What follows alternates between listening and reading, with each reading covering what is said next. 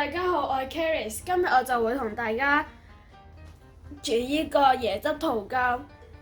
咁呢個椰汁桃膠咧係我最中意食嘅糖水之一啦。咁桃膠食落去就話咧加埋椰汁，香甜嘅椰汁真係好好味㗎。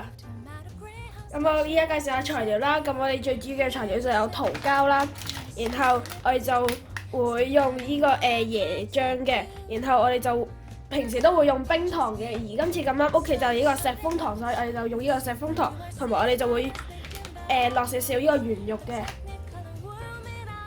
就因為桃膠咧，佢就係要預先發定先嘅，然後佢就係要大概浸6個鐘咁，浸得越來越好，所以我已經浸咗成晚啦。咁因為時間關係咧，所以我就浸定咗啲桃膠啦。咁我今次大概係整咗半包桃膠嘅。咁呢個就係我哋浸咗成晚嘅桃膠啦。咁圓肉我哋都浸定咗先嘅。咁呢個桃膠咧，咁佢就浸完都未得嘅，咁我哋要清理埋佢啲雜質嘅。咁桃膠就係桃樹樹皮天然分泌出嚟嘅樹脂嚟嘅，咁我哋就要將佢清理咗佢啲雜質。咁我哋首先就要攞個碗啦，然後將佢啲雜質整晒出嚟。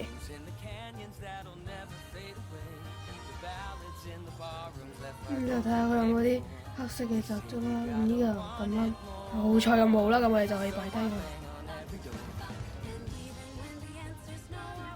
呢度都冇。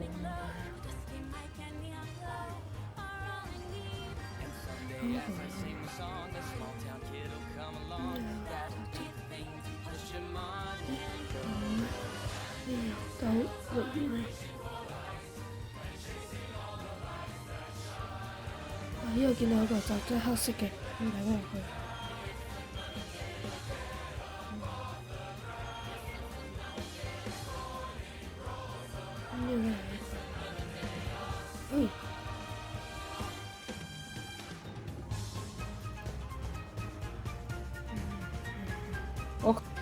咁我哋依包桃膠就好靚啦，好就好少雜質，咁都會有少少嘅。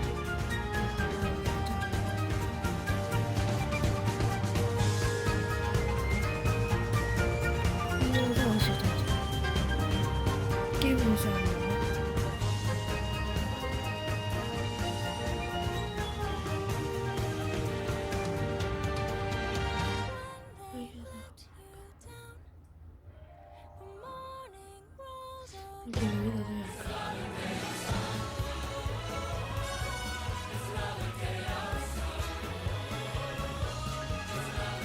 咁我哋挑完啲雜質出嚟咧，我哋就可以煲壺滾水啦，然後你就可以落糖噶啦。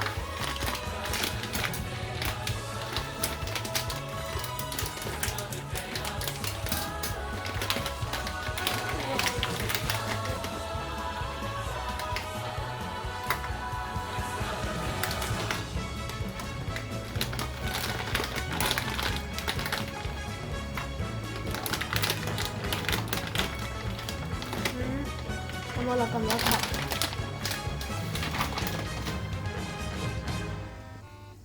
咁然後我哋就可以攞吸蓋，將啲糖煮溶咗之後再落桃膠啦。咁依家睇下先，啲糖已經溶咗啦，咁我哋就可以落桃膠啦。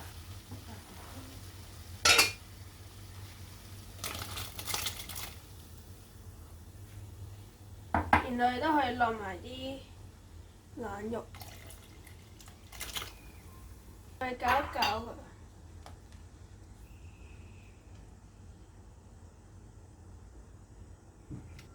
咁然後我哋就可以吸蓋住大約10零分鐘。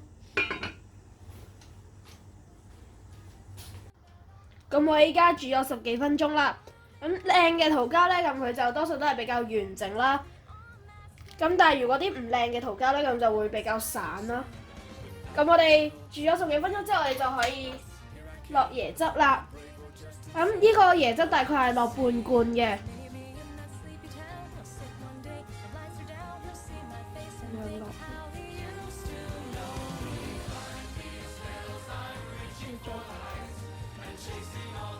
OK 啦，差唔多啦。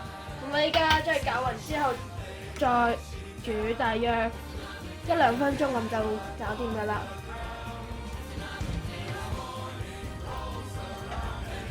咁我哋之前用冰糖整咧，咁就係個顏色就係會比較白嘅。咁我哋今次就用咗楓糖，所以令到佢顏色變到有少少黃色啦。不過就係顏色改變咗，但係味道都唔影響嘅。咁我哋依家嚟試下食啦。好味啊！我依家試下塗啦。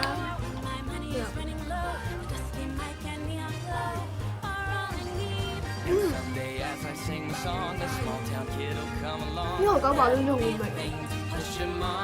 如果大家都想試下一個咁好味嘅椰汁桃膠嘅話，快啲嚟試下啦！咁拜拜，大家記得 subscribe 我嘅頻道。